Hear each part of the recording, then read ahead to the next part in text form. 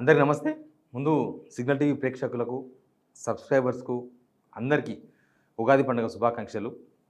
మళ్ళీ ఈ కొత్త సంవత్సరంలోనైనా మన తెలంగాణ ముందుకు పోవాలని మనం కోరుకుందాం. బట్ సిచ్యువేషన్ చూస్తే అట్టయితే కనిపిస్తలేదు. అండర్ కంట్రోల్ లేదు ఇది.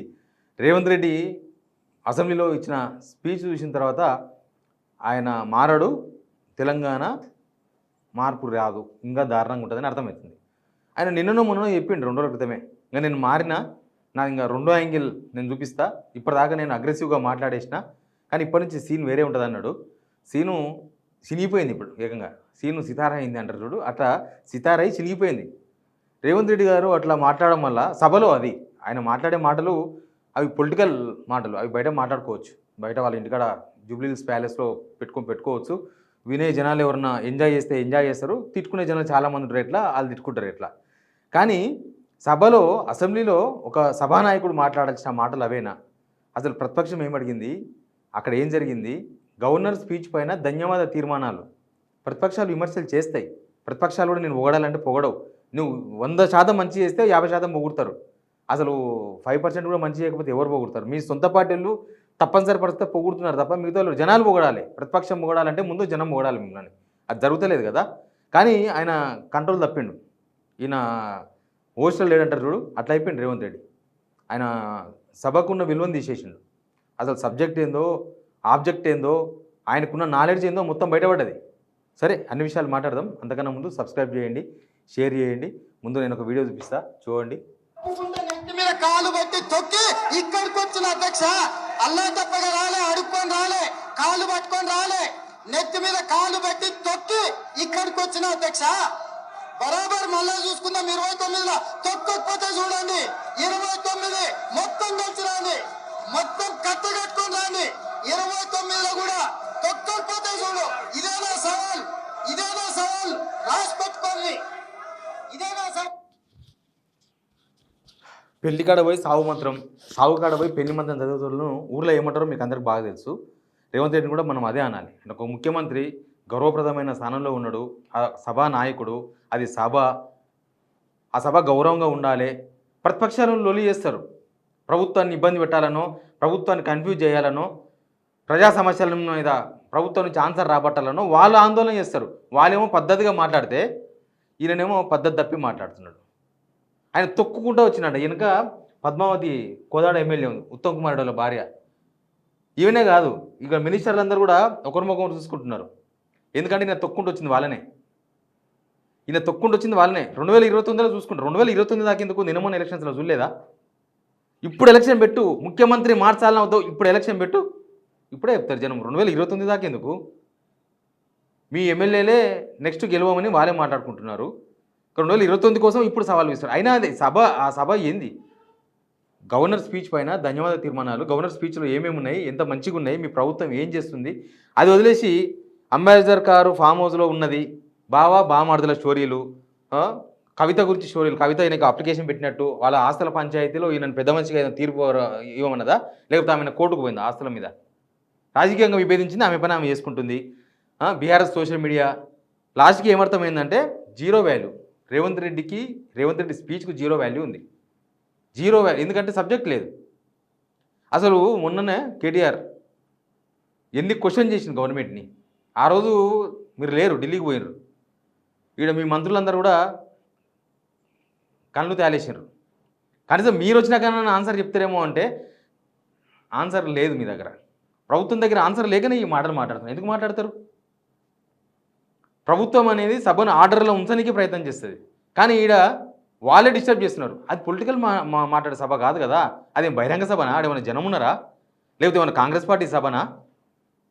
లేకపోతే ఏమన్నా మీ ఎమ్మెల్యేల మీటింగా? అది అసెంబ్లీ జనాల కోసం, 4 కోట్ల జనాల కోసం జరగాలి.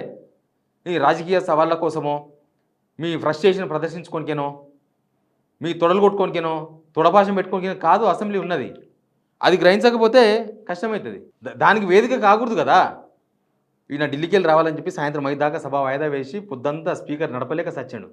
ఈ ఆవరు వాళ్ళకు సంతాపం, వీళ్ళకి సంతాపం. సారువాడు రావాలి, మాట్లాడాలి. ఈ సభను వదిలేసి వెళ్ళిపోయినారు. వస్తే ఇది మన నోట్లో గబ్బు ఉండొచ్చు, కానీ దాన్ని బయట కనబడకుండా ప్రదర్శించాలి.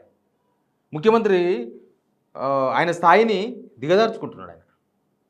ఆయన ప్రతిపక్షం అడిగిన క్వశ్చన్స్కు ఒక్క క్వశ్చన్ కూడా ఆన్సర్ చెప్పలే. ఇవే నేను చెప్పిన ఇప్పటిదాకా 4 పాయింట్లే. ఒక్క క్వశ్చన్కి ఆన్సర్ లేదు. 2500 రూపాయల మహిళలకు ఇస్తారా? No answer. ఇంకా మిగతా అన్నీ no answer. Rythu Bharosa no answer. రుణమాఫీ నో ఆన్సర్. దేనికి నో ఆన్సర్.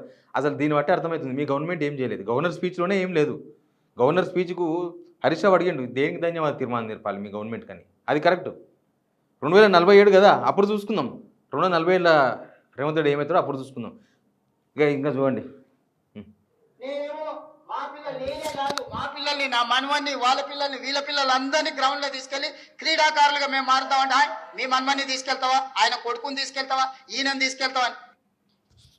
అదే మెస్సీ వచ్చిండు, ఫుట్బాల్ ఆడిండు, ఈయన మనవని తీసుకుపోయిండు, వీళ్ళ అన్న కొడుకుని తీసుకుపోయిండు, వీళ్ళ తమ్ముడు కొడుకుని తీసుకుపోయిండు, వీళ్ళ మేనమామ బామాడిని తీసుకుపోయినరు, వీళ్ళ చుట్టాలని తీసుకుపోయారు, ఎమ్మెల్యే కొడుకుని తీసుకుపోయినరు. దాని గురించి మాట్లాడుతున్నాడు. మీరు తీసుకుపోయి ఆడండి, వీళ్ళకి మనమని ప్లేయర్ చేయాలని చెప్పి ఆడిపించిందంట. ఈయనలాగా ఈయన ఇంటర్నేషనల్ ప్లేయరు, ఆయన ఇంకో ప్లేయరు. దానికి జనాల డబ్బులు ఎందుకు ఖర్చు పెట్టాలి? సింగరేణికి వెళ్ళి 10 కోట్లు ఎందుకు తీసుకొచ్చి ఖర్చు పెట్టాలి? మీ మనవాడు ప్లేయర్ అయితే మాకు వచ్చేది ఏమున్నది? ఇప్పుడు ఆయన ప్లేయర్ కానికే 10 కోట్లు ఖర్చు పెట్టిరా? ఏం మాట్లాడతారో అర్థం కాదు. లైక్లా క్యాష్ డౌన్ వారి గారు పెట్టంగానే లైక్ కొడితే 10 రూపాయలంట, కామెంట్ చేస్తే 100 రూపాయలంట, పొగుడితే 1000 రూపాయలంట. ఇది నగదు నజరాన పథకం పెడితే ఏమొస్తుంది అధ్యక్ష?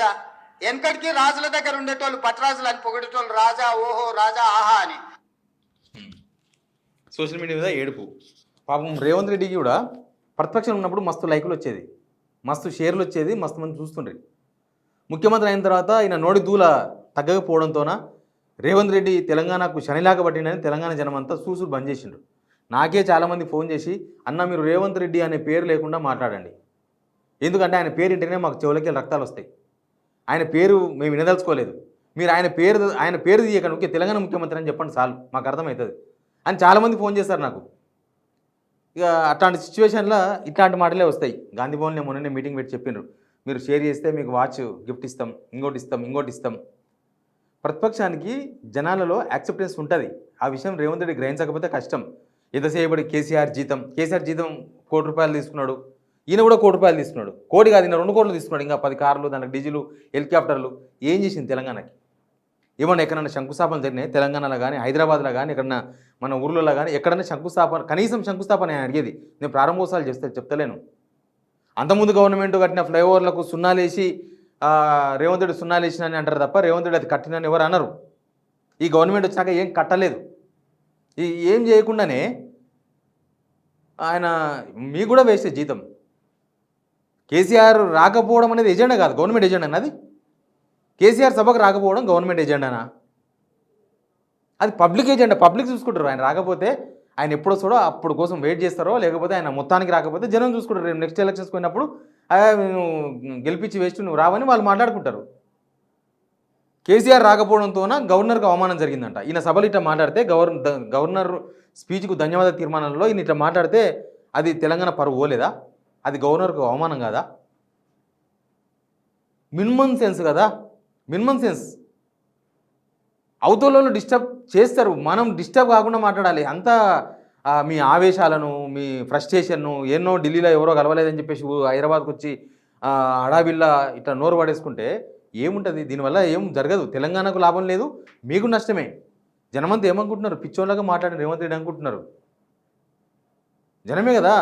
మీరు 2029లో వాళ్ళని రానియకపోతే జనం చూస్తారు. అసలు మిమ్మల్ని ఎట్లా రానిచ్చినని ఇప్పుడు తలకాయలు కొట్టుకుంటున్నారు ఒక్కొక్కరు. 2029 మాట్లాడుతున్నారు మీరు. బట్ రేవంత్ రెడ్డి స్పీచు చాలా దారుణం. మొన్న కేటీఆర్ స్పీచ్ చూసిన ఎట్టున్నది? ఆయన ఒక్క మాట మాట్లాడలే, సబ్జెక్ట్ మాట్లాడండి.